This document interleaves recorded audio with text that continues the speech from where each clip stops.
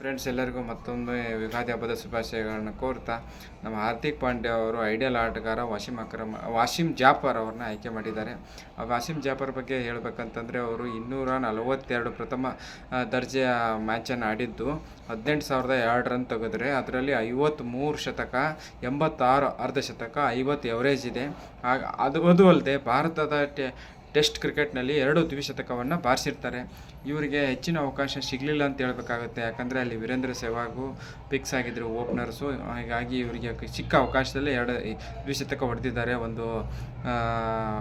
ಒಂದು ಪಾಕಿಸ್ತಾನ ಜೊತೆ ಹೊಡೆದಿದ್ದಾರೆ, ಇನ್ನೊಂದು ವೆಸ್ಟ್ ಇಂಡೀಸ್ ಜೊತೆ ಹೊಡೆದಿದ್ದಾರೆ ಅಂತ ಹೇಳ್ಬೇಕಾಗುತ್ತೆ.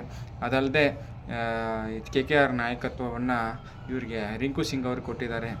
ಭವಿಷ್ಯದ ದೃಷ್ಟಿಯಿಂದ ಅವರು ಆಲ್ರೆಡಿ ಉತ್ತರ ಪ್ರದೇಶದ್ದು ನಾಯಕತ್ವ ವಹಿಸಿದ್ದ ಅನುಭವ ಇದೆ. ಹೀಗಾಗಿ ಅವರಿಗೂ ಒಂದು ಒಳ್ಳೆಯ ಅವಕಾಶ ಇದೆ ಅಂತ ಹೇಳ್ತಾ, ಈ ಸಾರಿ IPL ಗೆಲುವಿನ ತಂಡ ನಾಳೆ ಹೇಳ್ತೀನಿ ಅಂತೇಳಿ ಈ ದಿನ ವಿಡಿಯೋ ಮುಗಿಸ್ತಾ ಇದ್ದೀನಿ. ಜೈ ಹಿಂದ್.